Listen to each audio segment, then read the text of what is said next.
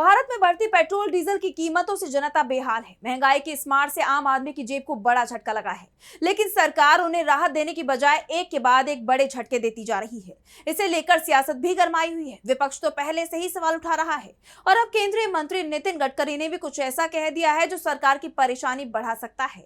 तो क्या है पूरी खबर, जानेंगे इस रिपोर्ट में। पेट्रोल डीजल की कीमतों में 10 दिन के अंदर 3 बार बढ़ोतरी की गई है, जिसके बाद जनता के बीच हाहाकार मचा हुआ है। पेट्रोल पंपों पर कतारें और लंबी हो गई हैं। लोग घबराहट में टैंक फुल करवा रहे हैं कि कहीं दाम फिर न बढ़ जाए।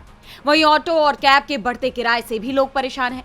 पेट्रोल और डीजल की कीमतों में उछाल का असर सब्जियों से लेकर रोजमर्रा की जरूरत की तमाम चीजों पर देखा जा रहा है, जिससे आम जनजीवन बुरी तरह प्रभावित है और सबसे ज्यादा असर गरीब तबके के लोगों पर देखा जा रहा है।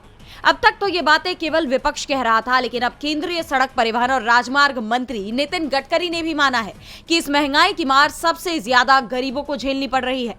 गडकरी ने कहा कि मैं दलितों, शोषितों और पीड़ितों के उत्थान के लिए काम करने को प्राथमिकता देता हूँ। गरीबों की कोई जाति या धर्म नहीं होता।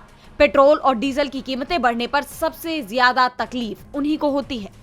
केंद्रीय सड़क परिवहन और राजमार्ग मंत्री की तरफ से आया ये बयान मोदी सरकार की मुश्किलें बढ़ा सकता है। इस बीच आरजेडी नेता तेजस्वी यादव ने भी सरकार को आईना दिखाया है। उन्होंने कहा, देश तबाह हो रहा है, महंगाई बढ़ रही है, डीजल पेट्रोल बढ़ रहा है, बेरोजगारी बढ़ रही है। आपको खेसारी जी का पड़ा है, आपको मेलोडी का पड़ा है ना।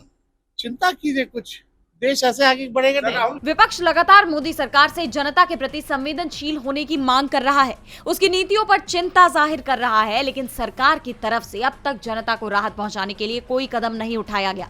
ऐसे में अब जिस तरह सरकार के अंदर से गरीबों के लिए आवाज उठी, उसके बाद क्या मोदी सरकार का रुख बदलेगा, ये देखने वाली बात होगी। डीबी लाइव की रिपोर्ट।